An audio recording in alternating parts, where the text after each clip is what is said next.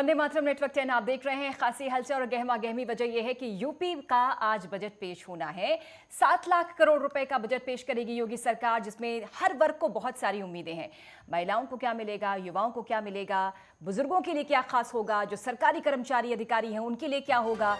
इसके अलावा तमाम वर्ग इस उम्मीद में कि चूंकि अब ये चुनावी मोड में है, बीजेपी 2024 के लक्ष्य को लेकर आगे बढ़ रही है, तो क्या उसका भी कोई अंश नजर आएगा इस बजट में। हालांकि योगी सरकार कह रही है कि अमृतकाल के प्रथम वर्ष में प्रस्तुत होने जा रहा ये नए यूपी का बजट है और इस बजट में सभी की उम्मीदों के मद्देनजर इसे तैयार किया गया है। हर वर्ग को इससे लाभ मिलेगा। राज्य के सामाजिक, आर्थिक और सांस्कृतिक विकास के इतिहास में नए स्वर्णिम अध्याय जोड़ेगा ये बजट। 7 लाख करोड़ रुपए का अनुमान है जिसका बजट पेश करेगी सरकार। 1 ट्रिलियन इकोनॉमी, इस लक्ष्य के साथ सरकार चूंकि आगे बढ़ रही है, ऐसे में हर उस क्षेत्र में क्या राशि बढ़ेगी, किस तरह से मद का आवंटन होगा कि हर क्षेत्र का विकास हो, चाहे वो इंफ्रास्ट्रक्चर हो, चाहे उद्यान हो, चाहे उद्योग हो, स्कूल, शिक्षा, स्वास्थ्य, किस तरह से सरकार इस बजट के माध्यम से प्रस्तुत करेगी।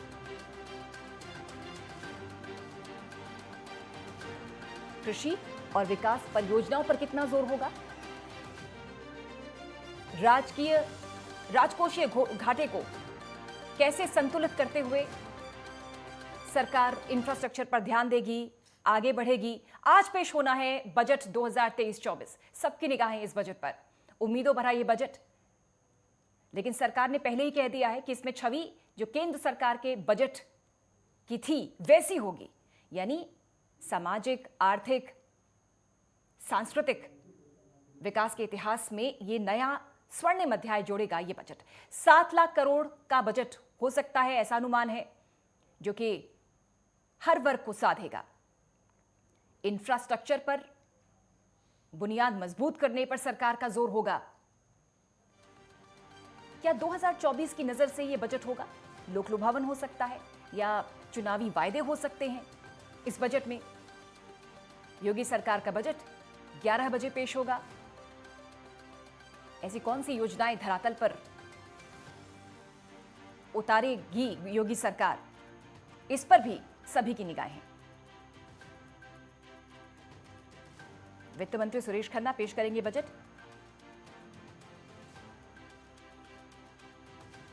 बहुत से क्षेत्र हैं ऐसे जिनको और बढ़ावा देने की जरूरत है।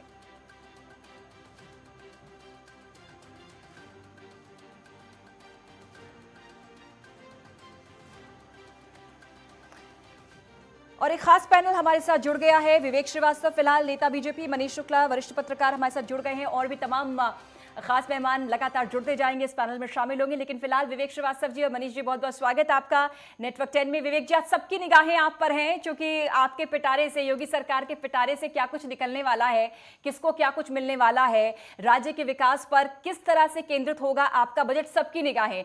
किस तरह का बजट रहने वाला है विवेक जी? इस बार का बजट युवाओं, महिलाओं, कामगारों, किसानों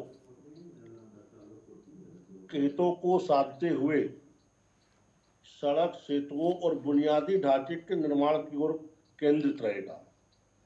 जिस तरह से उत्तर प्रदेश बीमारू प्रदेश से औद्योगिक प्रदेश में तब्दील हो रहा है, पूरे दुनिया के उद्योगपति उत्तर प्रदेश में उद्योग लगाना चाहते हैं। अब इस सरकार की जिम्मेदारी है कि बुनियादी ढांचों का विकास करके उन्हें सुविधा दे, उन्हें ऐसा माहौल दे, ऐसा एटमॉस्फेयर दे कि उनके उद्योग लग सके। ये बिना बुनियादी ढांचे में बड़े परिवर्तन के संभव नहीं है। पिछली सरकारों में हमने जो काम किया पिछले कार्यकाल में, अब उससे बहुत बड़े अपेक्षा के साथ लोग हमसे जुड़ रहे हैं, चाहे वो जनता हो, चाहे उद्योगपति हो, उनके अपेक्षाओं पे खरा उतरना है। इस बजट में युवाओं, महिलाओं, कामगारों और किसानों के साथ साथ बुनियादी ढांचे पे विशेष जोर रहेगा। मनीष शुक्ला जी, चूंकि बहुत दोबारा रिपीटिशन है योगी सरकार का, और जितनी बड़ी जीत उतनी बड़ी जिम्मेदारी। अब चूंकि ये उनके कार्यकाल का बजट है, सबकी निगाहें इस बजट पर हैं। जैसा कि विवेक जी कह रहे हैं कि भाई बिना बुनियादी ढांचे के विकास संभव नहीं है, आने वाला विकास या कह सकते हैं भविष्य का विकास। किस तरह से आप देख रहे हैं इस बजट को? कितना ये महत्वपूर्ण बजट है इस लिहाज से, क्योंकि अब 2024 का मिशन भी बेहद नजदीक है, और लेकिन योगी सरकार ने साफ कह दिया है कि ये बजट भी, जैसा केंद्र सरकार का बजट आया था जहां पर योजनाओं पर फोकस हुआ था, चुनावी रेवड़ियां नहीं बांटी गई थी, वैसा बजट हो सकता है? कैसा हो सकता है? बिल्कुल पूजा जी, ये देखिए कि ये जो योगी सरकार का है दूसरे कार्यकाल का दूसरा बजट है, और इस बजट में सबसे ज्यादा जो आपको दिखेगा वो केंद्रीय योजनाओं का प्रभाव दिखेगा।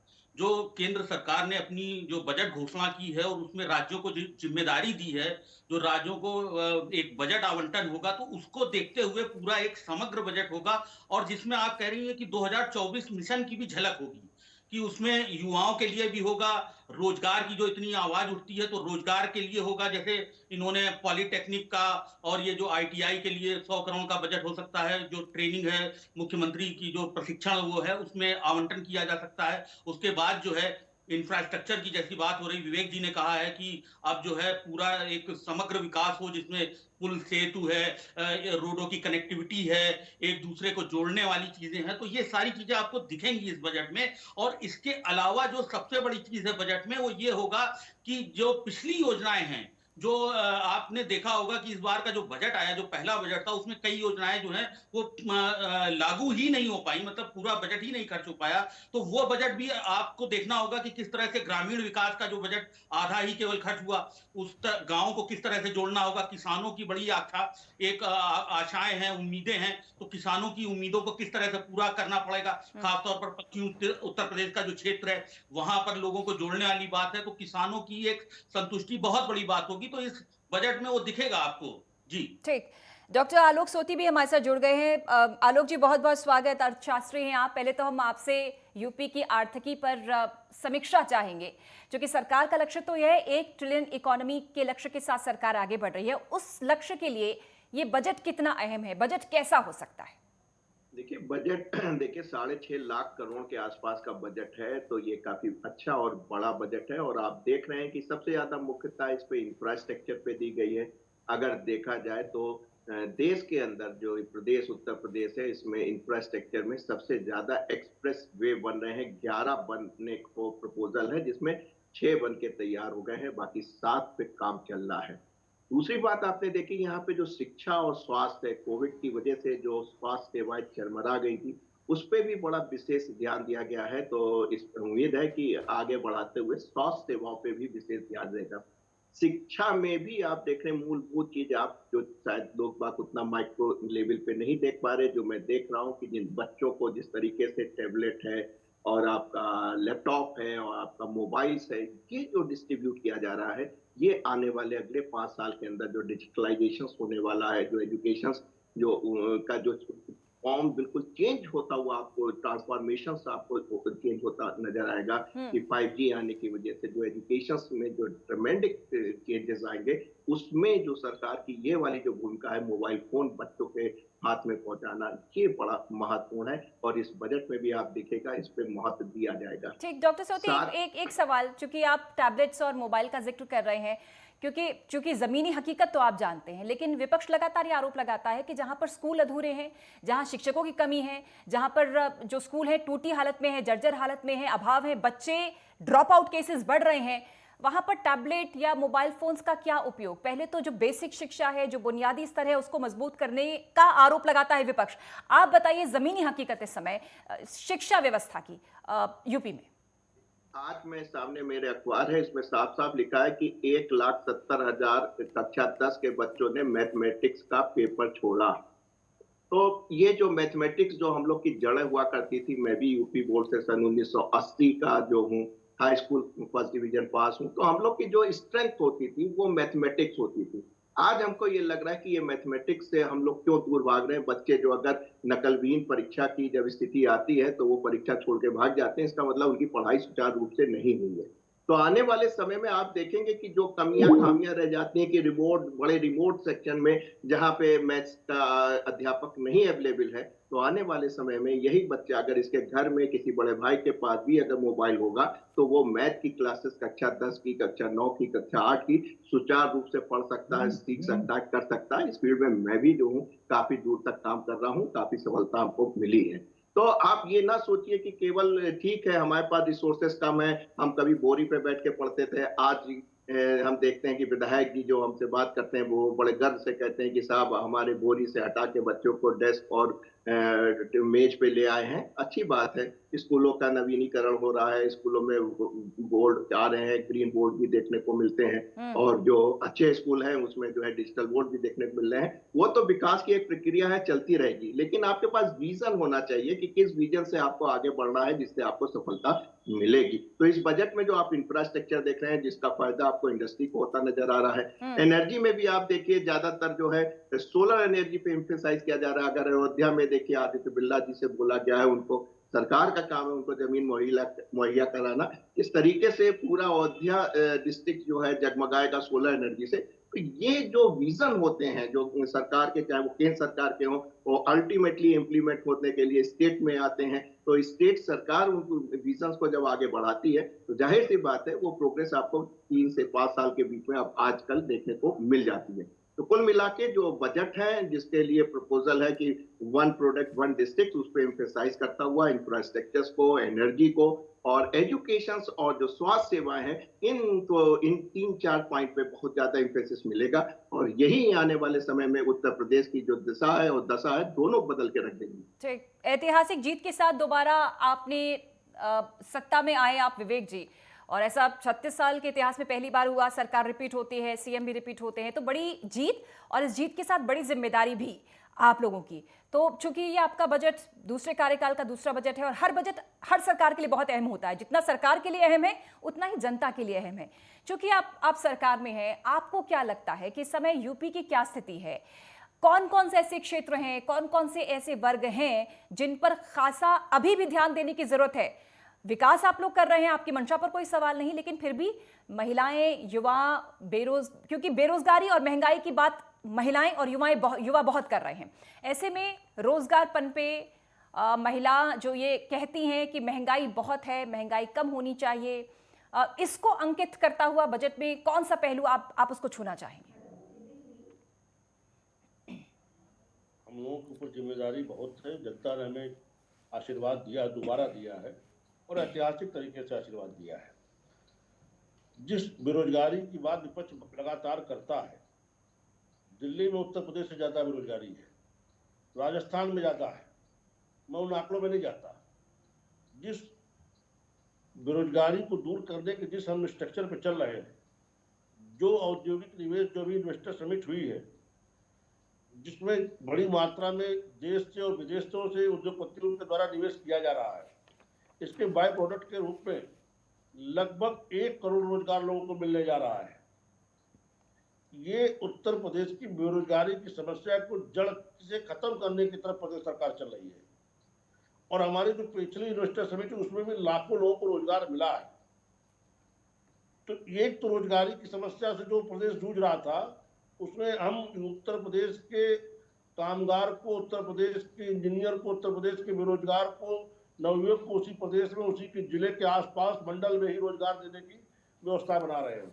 आपने देखा होगा कि हमारे 18 के 18 मंडलों में उद्योगपतियों ने निवेश की इच्छा व्यक्त की है और निवेश के साइन किए हैं। कुछ में कम, कुछ में ज्यादा, मैं इस पर नहीं कुछ कहना चाहता। इसी तरीके से जो किसानों का विषय है, हमने किसानों के रिकॉर्ड मूल्य में गन्ना भुगतान सुनिश्चित किया है। और तो और अभी तक जो सरकारें पूर्ववर्ती न कर सकी, हमने 100 चीनी मिलों को से 10 दिन के अंदर गन्ना किसानों को भुगतान कराया है। ये अपने आप में बहुत बड़ी चीज है। पूर्ववर्ती सरकारें ये कभी न कर सकी, हाईकोर्ट के डायरेक्शन के बाद न कर सकी। हमने 118 में 100 से पालन करा दिया, जो 18 उनको भी ट्रैक पे लाने की कोशिश में है। तो किसानों का बकाया भुगतान हो, नए गेहूं क्रय केंद्रों की स्थापना हो, किसान आसानी से एमएसपी पे अपनी उपज गेहूं पूरा केंद्रों पर बेच सके। एक तो किसानों को राहत देने के लिए इस तरह के हम उपाय करने की, इसमें व्यवस्था बनाने की बात करते हैं। और जिस तरह से बार बार विपक्ष पूछता कितने स्मार्ट सिटी बन गई, कितनी स्मार्ट सिटी बन गई। स्मार्ट सिटी पूजा जी एक दिन में नहीं बनते। पूरे प्रदेश में जो जो स्मार्ट सिटी के लिए जिले चयनित हुए हैं उनमें काम चल रहा है, चाहे वो सीवरेज ट्रीटमेंट हो, चाहे घर घर गैस पहुंचाने का काम हो, घर घर जल पहुंचाने का काम हो, सब पे बड़े पैमाने पे काम चल रहा है। इस बजट में भी नगरीय इलाकों में पेयजल आपूर्ति, सीवरेज वाटर बॉडीज के पुनरुद्धार के लिए संचालित की जा रही अमृत 2 योजना तथा शहरों को कचरा मुक्त बनाने के लिए लागू स्वच्छ भारत मिशन शहरी 2 के लिए भी सरकार मोटी रकम आवंटित कर सकती है। प्रधानमंत्री आवास जो पूर्ववर्ती सरकारों के एजेंडे में नहीं था, और हमने जिस तरह रिकॉर्ड मात्रा में प्रधानमंत्री आवास गरीबों को मुहैया कराया है, उसका भी जो स्टेट की तरफ से हम इसमें प्रावधान करेंगे, प्रधानमंत्री आवास बड़ी मात्रा में लोगों को मिल सके। इसी तरह से सांस्कृतिक पुनरुद्धार पे भी हम काम करने जा रहे हैं। हमने पूर्व में बहुत से काम किए, काशी, मथुरा और अयोध्या, तो उसका पुराना वैभव लौटाने के लिए हमारी सरकार संकल्पित है, हम उस दिशा में काम कर रहे हैं। सहारनपुर में शाकंभरी देवी शक्तिपीठ की स्थापना के अलावा वहां भी हम बहुत से डेवलपमेंट का कार्य करने के लिए बजट में प्रावधान करने जा रहे हैं। ये सब तमाम सारी ऐसी योजनाएं हैं।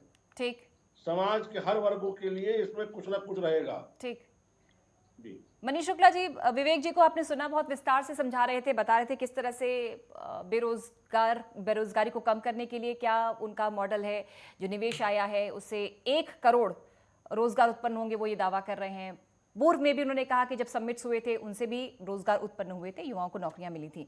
इसके अलावा उन्होंने किसानों का जिक्र किया, पीएम आवास योजना का उन्होंने जिक्र किया, और जिस तरह से पर्यटन के क्षेत्र में सरकार जिस तरह से आगे बढ़ रही है, तो हम भी देख रहे हैं, इस समय पूरा विश्व देख रहा है, क्योंकि चाहे वो अयोध्या, राम की नगरी अयोध्या इस समय चमकने जा रही है, या फिर काशी विश्वनाथ कॉरिडोर हो, उसकी भव्यता पूरे विश्व में इस समय चमक और धमक जो है वो सबको दिख रही है। जिस तरह से पर्यटन पर सरकार जोर दे रही है, उसको लेकर आप क्या कहेंगे? भाजपा की जो नीति है वो सांस्कृतिक राष्ट्रवाद पर आधारित है। तो पर्यटन की भी, एक तो उत्तर प्रदेश जो है वो धार्मिक पर्यटन की दृष्टि से भारत में ही नहीं पूरे विश्व में एक अहम स्थान रखता है। आप ये देखिए कि अयोध्या, मथुरा, काशी तीनों उत्तर प्रदेश में हैं, और आप देख रहे हैं कि लगातार भाजपा सरकार के आने से पहले कितना उपेक्षा रही इन क्षेत्रों की, विकास बिल्कुल नदारद था। 30 सालों से बिल्कुल लोग, वहां के जो स्थानीय लोग थे वो भी परेशान थे। अयोध्या में जाकर लगता था कि कहां हम आ गए, लेकिन आप ये देखिए अब एकदम से कायाकल्प हो गया है। वहां पर आप इंडिया ही नहीं, बाहर के लोग भी जो हैं, जो बनारस आ रहे हैं, काशी आ रहे हैं, वो भी अयोध्या जी जा रहे हैं, देख रहे हैं कि कैसा राम मंदिर तैयार होने जा रहा है। आपने अभी देखा होगा कि भारत और नेपाल के जो हमारे सांस्कृतिक संबंध हैं वो मजबूत कितने ज्यादा हुए, और वहां से जो शिला आई, जो शालिग्राम जी आए, और अयोध्या में कितना भव्य स्वागत हुआ, नेपाल में उत्सव मना। तो ये पूरा एक जोड़ने की जो प्रक्रिया है, और पर्यटन निश्चित रूप से बढ़ावा इसमें पर्यटन में भी मिलेगा, रोजगार का सृजन होगा ही होगा। और सबसे बड़ी चीज ये है, जो हमारे मूल्य थे, जो इतिहास के पुनर्लेखन की बात होती है या इतिहास को ठीक करने की बात होती है, तो जब लोग आएंगे, पर्यटन बढ़ेगा, लोग आंखों से देखेंगे कि यहाँ राम मंदिर है, भगवान श्री राम यहाँ पर स्थापित हैं।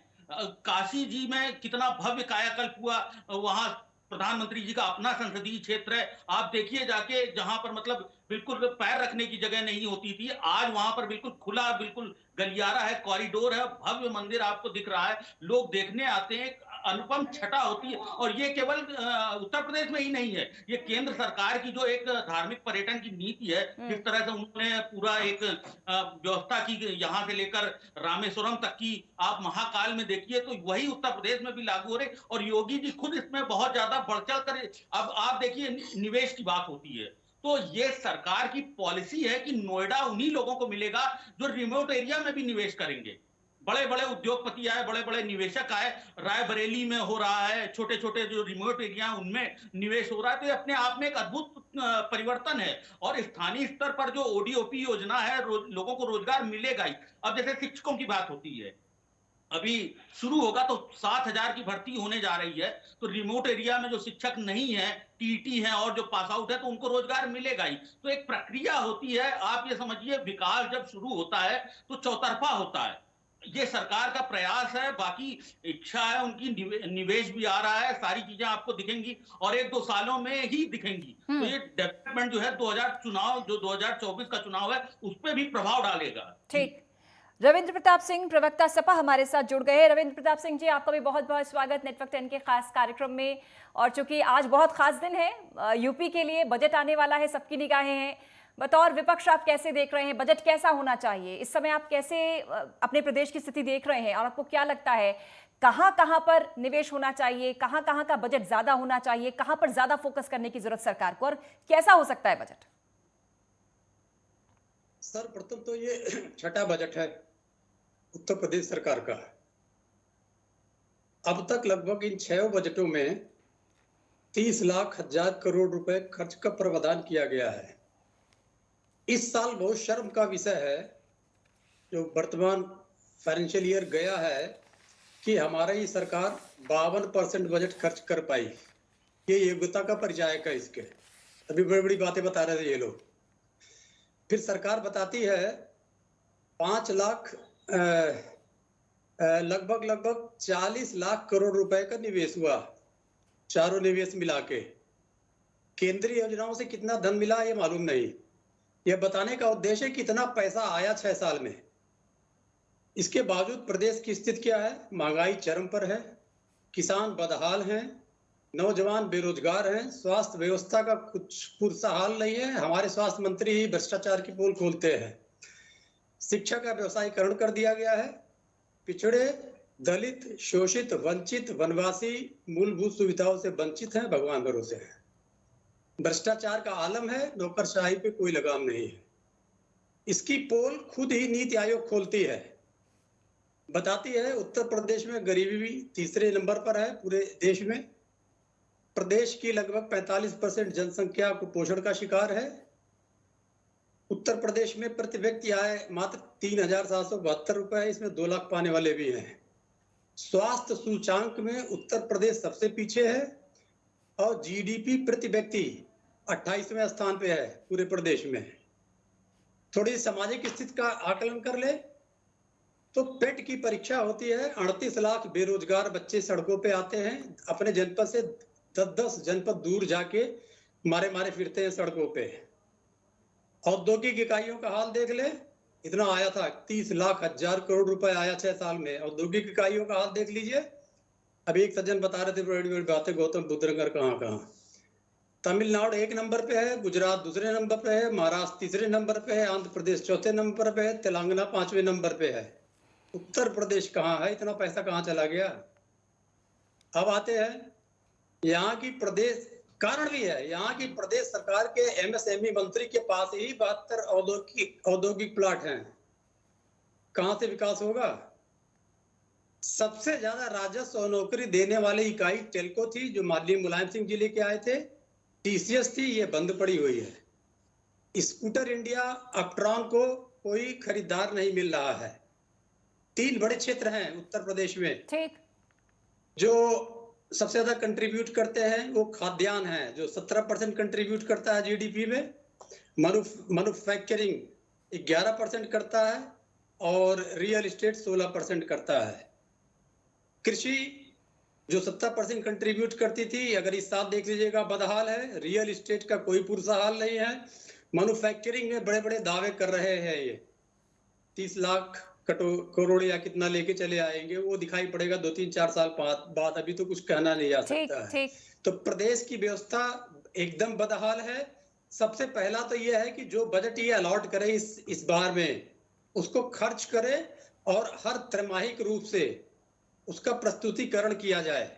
बड़े बड़े विज्ञापन अखबार में निकलवाते हैं ना हमारी गाड़ी कमाई से, तो हर 3 महीने में, जैसे इस साल 52% खर्च कर पाए, ठीक, तो ये स्थितियां ना रहें, अभी 4 साल और रहना है इनको, ठीक ठीक तो ये स्थितियां ना रहे। हर 3 महीने बाद हमारी ही गाड़ी कमाई से बड़े बड़े विज्ञापन मोदी जी की बड़ी फोटो के साथ में और योगी जी की छोटी फोटो के साथ में निकलवा दें अखबारों में कि इस 3 महीने में बजट का इतना पैसा इन जगहों पे हम लोगों ने खर्च किया। ठीक ठीक। दूसरा, जो कृषि उपेक्षित क्षेत्र है, उस उपेक्षित क्षेत्र को इस साल गेहूं के सब्सिडी का बीज नहीं दे पाई है सरकार, दावा कर रही है बहुत बड़ी। ये बता दे कि कृषि क्षेत्र में क्या किया उसने ठीक। पिछले रविंद्र 3 प्रताप महीने सिंह जी, में। पूरा आपको मैंने समय दिया और आपने, जाहिर सी बात है विपक्ष की आवाज भी उतनी ही बुलंद और मुखर होनी चाहिए, तभी जो सरकार है वो सचेत रहती है। विवेक जी, जवाब आपसे लूंगी, लेकिन एक छोटे से अंतराल के लिए हम रुक रहे हैं, क्योंकि आज का दिन बहुत अहम यूपी के लिए। 11 बजे बजट पेश होना है और हर अपडेट सबसे पहले नेटवर्क 10 के माध्यम से हम आप तक पहुंचाएंगे, लेकिन छोटा सा अंतराल, जल्द हाजिर होते हैं।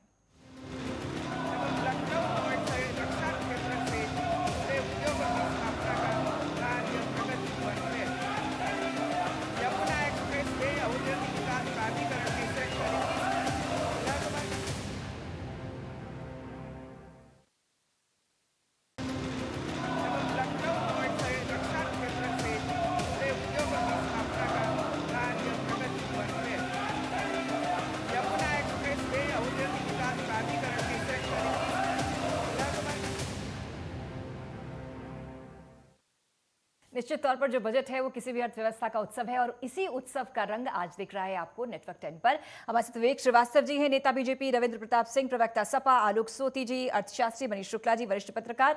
विवेक जी, पहले आपसे जवाब ले लेती हूँ, क्योंकि निश्चित तौर पर ऐतिहासिक है। 7 लाख करोड़ का बजट जो योगी सरकार ला रही है, अब तक का सबसे बड़ा बजट है। लेकिन सवाल उठा रहे हैं रविंद्र जी कि जब आप लोग बजट पूरा खर्च नहीं करेंगे तो इतिहास कैसे कायम करेंगे। उन्होंने कहा सिर्फ 52% बजट खर्च कर पाए आप लोग, इसकी जवाबदेही, इसकी जिम्मेदारी आप सुनिश्चित क्यों नहीं करते हैं?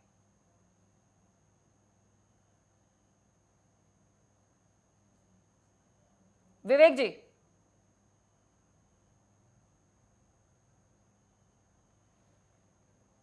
डॉक्टर सोती, आप तक आवाज पहुंच रही है? डॉक्टर सोती आवाज आप तक पहुंच रही है? जी जी जी, अब मुझे पहुंच रही है आपकी आवाज। डॉक्टर सोती, चूंकि ये सवाल बहुत लाजमी है, बजट तो एलोकेट करते हैं आप लोग, दावा करते हैं इतिहास रच रहे हैं, बहुत सारा हर वर्ग के लिए हर सौगात हम पेश कर रहे हैं, लेकिन विपक्ष का ये सवाल भी बिल्कुल जायज है कि आप लोग जब खर्च ही नहीं करेंगे बजट, सिर्फ 52% अगर बजट खर्च हो रहा है तो जिम्मेदारी तो सरकार की है, जवाबदेही भी। इसमें 2 टेक्निकल एस्पेक्ट्स आते हैं जो आपको देखना पड़ेगा। जैसे बोला जाता है कि 33 लाख करोड़ के इन्वेस्टमेंट आए, वो इन्वेस्टमेंट नहीं आते हैं, वो प्रपोजल आते हैं। आपका जो है एक तरीके से कह सकते हैं कि वायदा किया है, आश्वासन दिया है। पैसा कितना आएगा ये जो है बाद में पता चलता है। इसी तरह बजट में भी प्रपोजल होता है कि आपने प्रपोज किया है कि हम इतना जो है धन एलोकेट करेंगे, यहाँ से हमको आएगा और ऐसे आएगा। तो एक्चुअली उतना धन आपके पास आ जाए तो ये बहुत बड़ी बात होती है। तो इनफैक्ट जो है वो प्रपोज होता है, उतना धन आता नहीं है। नंबर 2, जब आप धन को खर्च करने जाते हैं तो ये देखना पड़ता है कि जो सरकार है उसकी मंशा क्या है। बहुत ज्यादा जब स्टिक हो जाते हैं, जिस समय देखा जाता है कि हम बजट को जो है जो एलोकेशंस है जिससे काम चल रहा है उसमें हर कागज को आपको मेंटेन करना है, तो हर अधिकारी जो है कॉलर बचा के चलता है, कहीं ऐसा ना हो कि उस पर भ्रष्टाचार का कोई आरोप लग जाए। हालांकि हमको अच्छी तरह ध्यान है सन 1980 में जिस तरीके से श्रीमती इंदिरा गांधी जी ने कहा था कि corruption within a limit is a good for the progress of the country, तभी मोरारजी देसाई ने कहा था this lady has patronised the corruption. तो ये चीजें होती रहती हैं। तो ऐसे सूरत हाल में कि बजट का पूरा धन ना आ पाना और बजट खर्च करते समय अधिकारी जो हैं उसको उतनी सुरक्षित दृष्टि से काम करते हैं, तो इस वजह से जो है धन बचा ही रह जाता है। तो इन सब बातों को ध्यान में रखना होगा, तभी जो है बजट सही से काम करेगा और आगे जो है काम चलेगा। रविंद्र जी, उम्मीद है कि डॉक्टर सोती जी को आपने सुना होगा, आपसे जवाब लूंगी, लेकिन सिद्धिश्री जुड़ गई हैं, कांग्रेस प्रवक्ता। सिद्धिश्री, आपका बहुत बहुत स्वागत है। भाई, आप लोगों की नजर भी आज बजट पर होंगी कि क्या बजट मिलने वाला है, प्रदेश को क्या मिलेगा। हालांकि सरकार तो ये दावा कर रही है कि भाई अमृतकाल के प्रथम वर्ष का यूपी का ये बजट है जो कि सामाजिक, सांस्कृतिक, आर्थिक उत्थान के लिए स्वर्णिम इतिहास रचेगा। आप लोग कैसे देख रहे हैं इस बजट को? देखिए, अभी मैं पहले सुन रही थी, बीजेपी के प्रवक्ता बोल रहे थे, तो कसीदे पढ़ रहे थे कि कसीदे बराबर पढ़ते जा रहे थे कि हमने ये किया। अभी जीएसआई जो हुई है, ग्लोबल इन्वेस्टर समिट हुई है, उसमें 1 करोड़ लोगों को जो रोजगार मिले हैं। देख लीजिए कि ये इसमें इनका जो बजट आ रहा है, ये बड़ा बजट है। इसके पहले बजट में क्या हुआ, कितना धरातल पे काम हुआ, किस प्रकार से इन्होंने घोटाले हुए, बजट पे भी भ्रष्टाचार हुआ। तो ये कहने वाली बात है कि आप इस वक्त चुनाव का समय है, लोक लुभावन बजट लाएंगे तो उससे जो आप सबका साथ, सबका विकास और सबकी विश्वास की बात करेंगे, वो कहीं से भी चरितार्थ नहीं हो पाई। आपने अभी देखा कि जो ग्लोबल इन्वेस्टर समिट में अभी जो हुआ है, इतना 33.5 लाख करोड़ का बात हो रही है। इससे पहले 2018 में भी देखा गया कि 4,28,00,000 करोड़ का MOU 1045 कंपनियों ने साइन किया, जिसमें जो मात्र 371 ही कंपनियां जो थी जिन्होंने MOU साइन किया था, वो भूमि पूजन करा पाई। बाकी 2 ग्राउंड ब्रेकिंग सेरेमनी में मात्र 106 कंपनियों का ही वाणिज्यिक संचालन हो पाया, और जिसका निवेश कुल जो घोषित निवेश था वो 9% ही रहा। तो ये बराबर ऐसी जुमलेबाजी करना और जनता को गुमराह करना, तो ये सब बीजेपी करती आ रही है। जो लोग इसमें लोक कल्याण जो उन्होंने संकल्प पत्र दिया था पिछले विधानसभा में जब पहली बार। ठीक, सिद्धि श्री, तो आपको क्या लगता है, कांग्रेस को क्या लगता है, कहां पर फोकस करने की जरूरत है बजट में? महिलाओं की क्या स्थिति है, युवाओं की स्थिति क्या है, किस तरह से बजट एलोकेट होना चाहिए, किसको प्राथमिकता मिलनी चाहिए, शिक्षा का हाल या स्वास्थ्य का हाल? ये बताते हुए आप बताइए कि आप लोग किस तरह की उम्मीद कर रहे हैं कि कहां पर होना चाहिए फोकस सरकार का? पहली बात तो महिलाओं की सुरक्षा में जो बातें करी गई कि इतने हाईटेक थाने बनेंगे, वो हम लोग को कहीं नजर नहीं आया। स्वास्थ्य की बात है, स्वास्थ्य का में डॉक्टर की कमी है, पैरामेडिकल स्टाफ की कमी है, तो ये बजट एलोकेटेड होता है, एलोकेट किया गया है, लेकिन वो जमीन पर नहीं दिखा। और जिस तरह से युवाओं को रोजगार देने की बात करी, अभी करोड़ों रोजगार की बात हुई, पहले भी बात किया गया कि 2 करोड़ रोजगार हर साल मिलेगा, तो वो बजट का ही तो हिस्सा है। कहाँ गया? महिलाओं की सुरक्षा नहीं है। और जो अभी किसानों के लिए कोई एक ऐसी बात नहीं, उनका गन्ना का समर्थन मूल्य भी अभी तक नहीं पर्याप्त हो पाया है। और विश्वविद्यालय की बात हुई, IIT खोलने की बात हुई, स्थापना करने की बात हुई, और कितने मेडिकल कॉलेज खुले, कितने रोजगार सृजन हुए, ODOP में कितने लोगों को रोजगार मिला, ODOP की बात अभी भी हुई, कितने लोगों को रोजगार मिला, सेफ सिटी कौन कौन सी बनी, और जिस प्रकार से बातें की गई कि विधवाओं को पेंशन दिया जाएगा, गैस सिलेंडर की बात हुई, आप सब्सिडी तक हटा दिए उनकी। तो ये सब बात कांग्रेस पार्टी भी उठा रही है, जानती है कि ये सब कुछ नहीं हुआ है, और महिलाओं और युवाओं से जुड़ी कोई योजनाओं का धरातल पे कोई काम नहीं हुआ। मनीष शुक्ला जी, अब आपके पास आते हुए, आपने रविंद्र प्रताप सिंह को भी सुना और आपने सिद्धि श्री को भी सुना। अगर इनको हम सुनते हैं तो लगता है कि बदहाल है इस समय यूपी, लेकिन चूंकि आप वरिष्ठ पत्रकार हैं और पत्रकार तो निष्पक्ष होता है, जो ग्राउंड की हकीकत है, जो जमीनी सच्चाई है, वो हम आपसे समझने की कोशिश करेंगे, क्योंकि ये गंभीर विषय है कि महिला, युवा और किसान, सरकार लगातार ये कहती है कि ये हमारी प्राथमिकता पर है।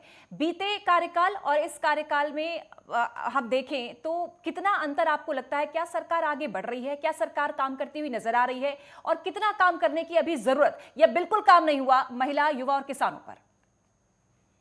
देखिए, दूसरा कार्य सरकार का तो निश्चित रूप से कहा जाएगा कि 5 सालों का मूल्यांकन हुआ होगा, उसी आधार पर जो है ये दूसरा कार्यकाल दिया गया, और दूसरे कार्यकाल का भी ये पहला नहीं बल्कि दूसरा बजट है। ये बात ठीक है, और जिस तरह से अभी कहा भी गया था कि टेक्निकल कारण हो सकते हैं कि बजट जो 52% खर्चा हुआ है, लेकिन सरकार की अपनी प्राथमिकताएं होती हैं, और निश्चित रूप से योगी सरकार जो है वो केंद्र सरकार की जो भी पॉलिसीज है उसको फॉलो करती है।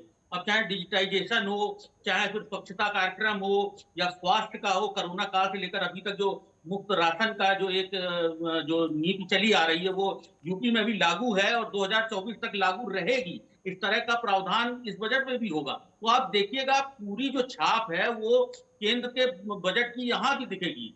अब निवेश किस तरह से होता है, अब अगर नहीं मान लीजिए कुछ हो रहा होता तो ये एक्सप्रेस वे जो बन रहे हैं, 11 में से 7 बन चुके हैं, अभी लिंक एक्सप्रेस वे की बात हो रही है, काशी में जो है स्टेडियम जो है, इंटरनेशनल स्टेडियम बन रहा है, यूपी में पहले एक स्टेडियम था, अब 2 हुए, इसके बाद में तीसरा स्टेडियम बनने जा रहा है। विश्वविद्यालय की बात हो रही, धार्मिक पर्यटन की बात हो रही, तो हर सरकार की अपनी प्राथमिकता होती है, वो किस आधार पर कार्य करती है। मायावती सरकार, बसपा सरकार ने कानून व्यवस्था के क्षेत्र में बड़ा अच्छा कार्य किया था। उसी तरह अखिलेश सरकार ने 10-90 उनकी योजना जो है बहुत पॉपुलर हुई, आगरा एक्सप्रेसवे रहा। तो भाजपा सरकार की भी अपनी योजनाएं, धार्मिक पर्यटन है जो इन्होंने अपने एक्सप्रेसवे बनाए हैं, उसके बाद में जो डिफेंस कॉरिडोर बन रहा है, लखनऊ में कितना विकास हुआ है, ठीक। उसके बाद में जो रोड बन रही है ठीक। 105 किलोमीटर के एरिया में, तो ये सब में बजट का प्रावधान हाँ। होगा, वो दिखेगा। हाँ, रविंद्र प्रताप जी, ये देखिए, बहुत दलगत सियासत से ऊपर उठ के बताइएगा सच्चाई कि क्या आपको एक्सप्रेसवे नजर आ रहे हैं कि नहीं, क्या आपको काशी कॉरिडोर नजर आ रहा है या नहीं, क्या आपको अयोध्या की छवि बदलती नजर आ रही है या नहीं।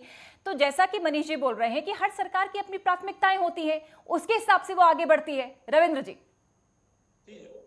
बजट का धार्मिकरण नहीं करना चाहिए, बजट को निवेश से नहीं जोड़ना चाहिए। हमसे पहले सोती जी ने बोला है, उन्होंने 3 चीज को एक में मिला दिया, उसी को अभी हमारे पत्रकार बंधु बोल रहे थे। उन्होंने निवेश, बजट और भ्रष्टाचार को एक साथ मिला दिया। बजट इन सबसे अलग चीज है। सोती जी ने कहा कि बजट अनुमानित होती है और सरकार नहीं ला पाई तो कोई क्या कर ले। अगर अनुमानित बजट सरकार नहीं ला पाती है तो सरकार का नकारापन है। आपने पूछा एक्सप्रेस वे दिख रहे हैं, एक्सप्रेस वे जो हमें दिख रहे हैं, क्या उनकी कॉस्ट मालूम है आपको?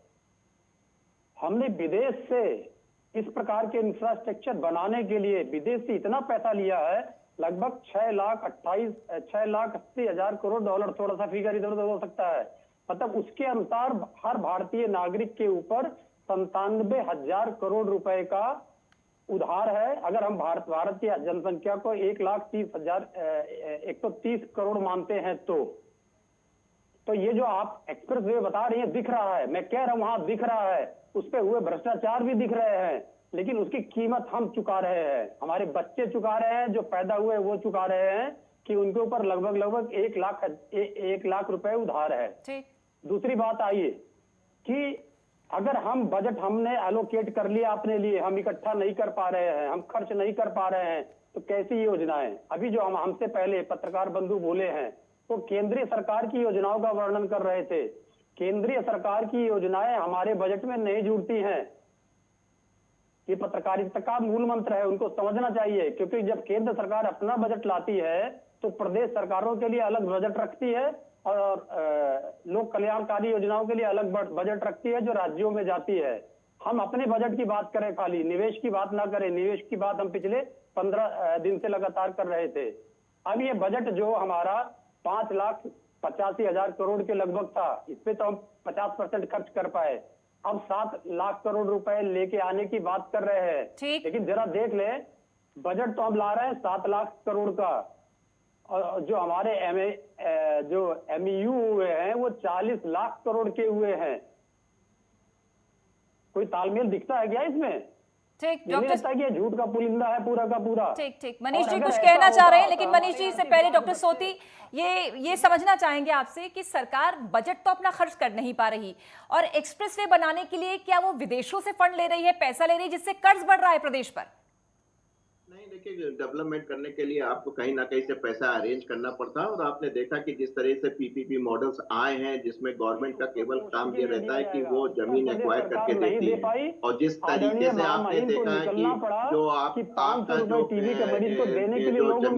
कॉस्ट है, ठीक, रविंद्र जी वापस सर आएंगे। डॉक्टर सोती, जो जमीन की जो कॉस्ट है उसका 4 से 5 गुना करके दे रही है, उसकी वजह से स्टेट गवर्नमेंट के पास भी समस्या आ रही है। जमीन को एक्वायर करना, उतना उनके पास धन नहीं होता है। आपने लोकसभा में इस कानून को पारित होते हुए आपने देखा था, लेकिन फिर भी अगर आपको विकास करना है तो कहीं से पैसा लाना होगा और इस तरीके का काम करना होगा। लेकिन इसकी एक वजह ये भी तो होती है ना कि जब परियोजनाएं लंबा समय लेने लगती है तो उसका खर्च बढ़ने लगता है।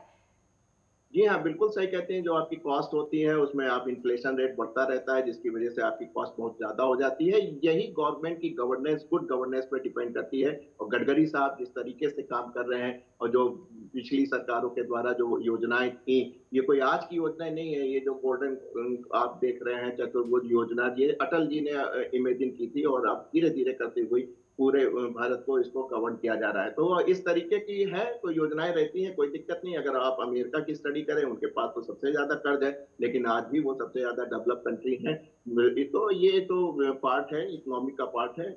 ऐसी स्थिति नहीं आनी है। हमारे पास फॉरेन रिजर्व अच्छे हैं। पाकिस्तान या श्रीलंका या बांग्लादेश जैसी स्थिति से हम लोग बहुत ऊपर हैं। तो इस प्रकार के हम लोग को प्रयास करने पड़ेंगे, पीपीपी को लाना पड़ेगा और प्राइवेट पार्टनरशिप आती है। और आप देख रहे हैं कि जिस तरीके से ये वर्तमान, चाहे केंद्र की सरकार हो चाहे राज्य की सरकार हो, जो मेहनत कर रही है, वो 4 से 5 साल आपको लगेगा, उसका रंग आपको देखने को मिलेगा। ठीक ठीक। मनीष जी, आप जवाब देना चाह रहे थे शायद रविंद्र जी का। ये तो पूरी दुनिया को पता है, लेकिन केंद्र की जो योजनाएं होती है उनकी छाप जो है वो राज्य सरकार में दिखती है कि कौन सी सरकार है जो उसको फॉलो कर रही है, कौन सी सरकार नहीं है। अब जैसे बंगाल का है, बंगाल का अपना मॉडल है, उत्तर प्रदेश का अपना मॉडल है, गुजरात का मॉडल फॉलो किया जाता है उत्तर प्रदेश में। तो ये अपने आप में गुजरात में पहली बार सबमिट हुई थी, तो वो सबमिट अब उत्तर प्रदेश में हो रही है, यहाँ पर निवेश आ रहा है। तो इस तरह से एक सरकार दूसरी सरकार की योजनाओं को नहीं, फॉलो रविंद्र जी कह रहे हैं कि ये निवेश को आप बजट से मत जोड़िए। नहीं, निवेश की बात नहीं हो रही। बजट में एलोकेशन जो होता है वो समग्र होता है, उसमें विकास के लिए भी होगा, रोजगार के लिए भी होगा, कौशल विकास के लिए भी होगा, एक्सप्रेसवे के लिए भी होगा, हर चीज के लिए होता है। सड़कों का निर्माण है, सरकार को संसाधन भी जुटाने होते हैं। बजट बेसिकली क्या है ये हमें समझना होगा। बजट जो है एक हमारा ड्रीम वो है कि किस तरह से, जैसे हम घर का भी बजट बनाते हैं कि हम मान लीजिए 3,000 रुपए हमारी सैलरी है, तो 2,000 रुपए हमें घर पे खर्च करने हैं, तो वो हम मासिक बजट बनाएंगे कि ये हमें ये करना है, ये करना है, ये करना है, ये करना है। ये एक काल्पनिक है जिसपे हमें धरातल पे उतारना है। तो ये सरकार की अपनी पॉलिसी है, वो किस ओर जाती है, उसकी प्राथमिकता क्या है, वो किस तरह से बजट को आगे ले जाती है, किस मद में या किस क्षेत्र में वो खर्च करती है और कौन सा क्षेत्र छोड़ती है। कोरोना काल में आपने देखा होगा ज्यादा बजट किस ओर खर्चा हुआ, जो मुफ्त राशन योजना रही वहां पर लागू हुआ, तो पैसा तो कहीं ना कहीं सरकार के पास आएगा, तभी तो वो खर्च करेगी, तो उसको जुटाना पड़ता है। तो ये अपने आप में समग्र एक विकास की बात होती है। इसमें कहते हैं कि हम केंद्र की योजनाओं को निग्लेक्ट कर देंगे या निवेश जो आ रहा है उसको निग्लेक्ट कर देंगे। बजट में सब चीजें शामिल ही रहेंगी। ये एक सार्वभौमिक सत्य, कोई आश्चर्यजनक नहीं है कि कोई अनोखी बात बताई हूं मैंने। ठीक ठीक।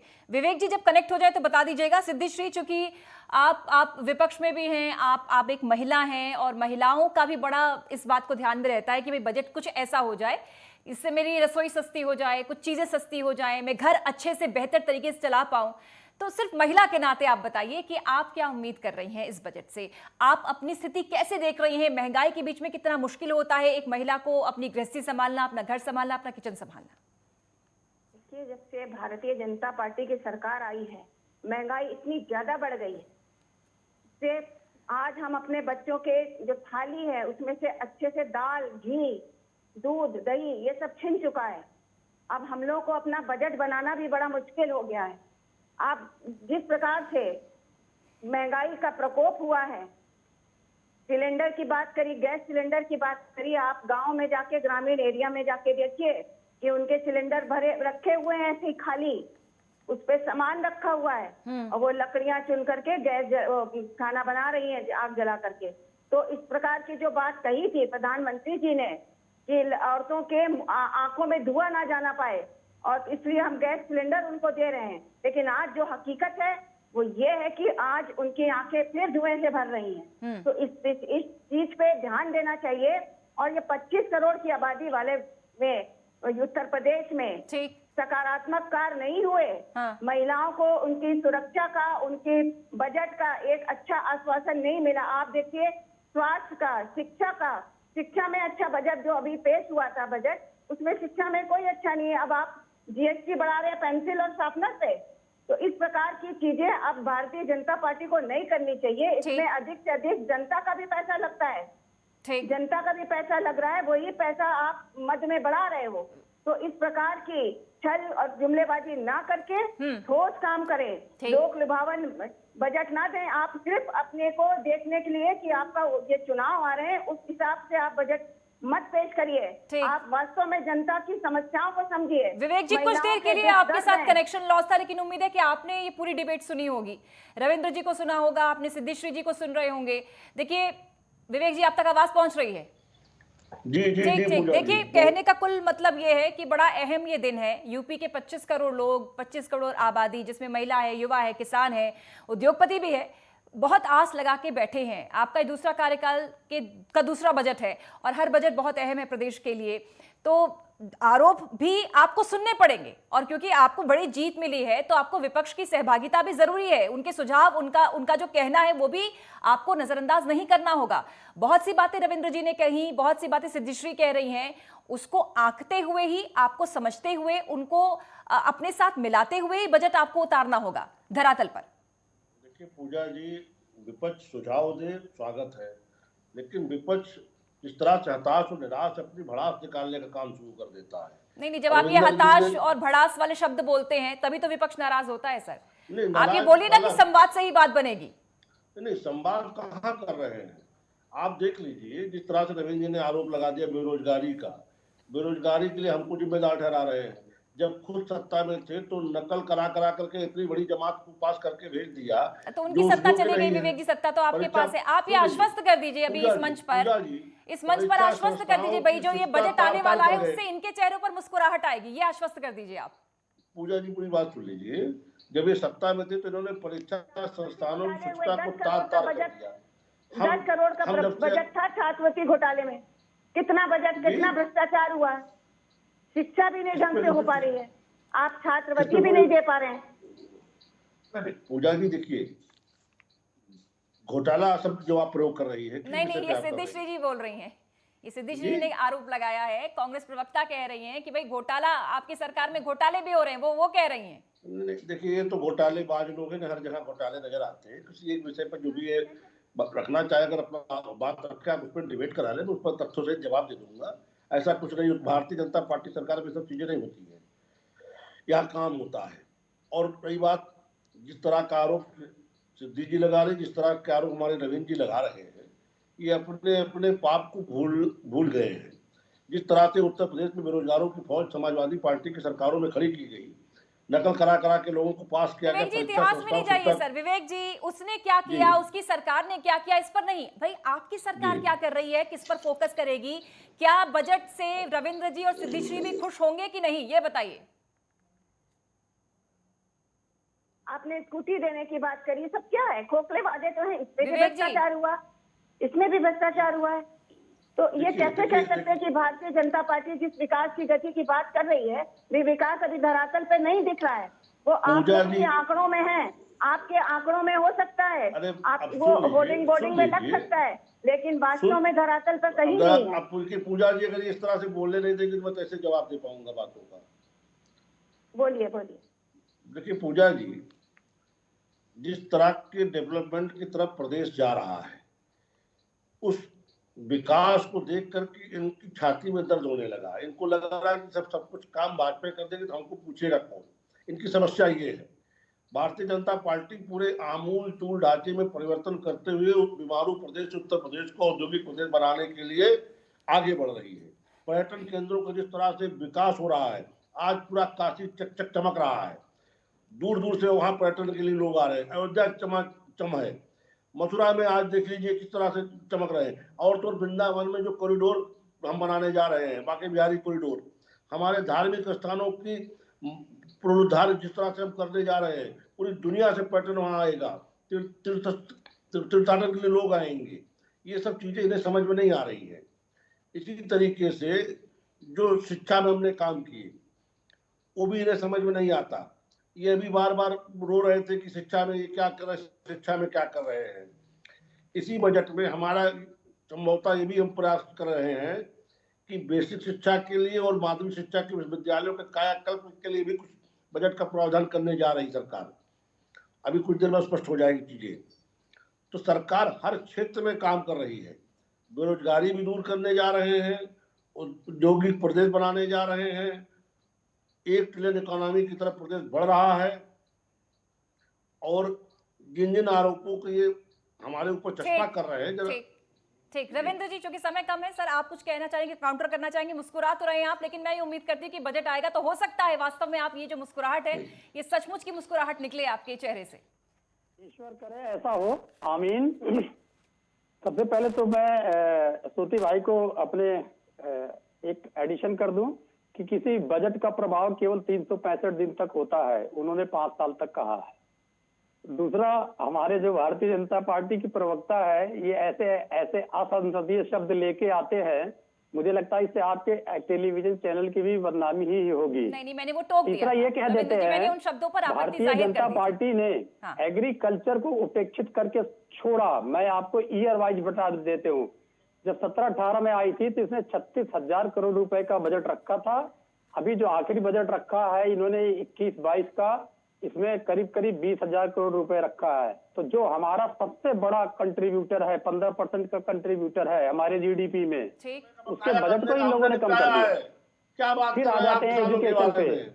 एजुकेशन के बजट के साथ में भी रविंद्र, कोई तस्वीरें बढ़ोतरी बहरहाल नहीं की दिखा रहे गई। हैं नेटवर्क 62,000 करोड़ पर। पहले वित्त था, मंत्री सुरेश 67,000 खन्ना कुछ ही करोड़ देर अब बाद है। पहुंचेंगे विधानसभा। उससे पहले पूजा पाठ, क्योंकि पूजा पाठ कोई भी, ये हमारी परंपरा है, सनातनी परंपरा की, कोई भी शुभ कार्य करते हैं तो सबसे पहले भगवान का स्मरण करते हैं, याद करते हैं, नमन करते हैं। और देखिए, ये जो लाल रंग की पुस्तिका आपको नजर आ रही है, दरअसल यही है बजट का पिटारा।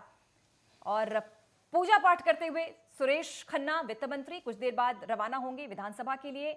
अपडेट लगातार नेटवर्क 10 पर आप तक पहुंचाते रहेंगे। विवेक श्रीवास्तव जी बहुत शुक्रिया, सिद्धिश्री, रविंद्र प्रताप सिंह जी, आलोक सोती जी, मनीष शुक्ला जी बहुत बहुत शुक्रिया जुड़ने के लिए। ये जुड़ाव हमेशा यूं ही चलता रहेगा। ऐतिहासिक होने वाला है योगी सरकार का बजट, ये दावा है। सरकार ये कह रही है कि भाई सामाजिक आर्थिक सशक्तिकरण के लिए हर वर्ग को साधते हुए ये बजट अमृतकाल का बजट यूपी के लिए सभी को साधेगा और स्वर्णिम अक्षरों में लिखा जाएगा।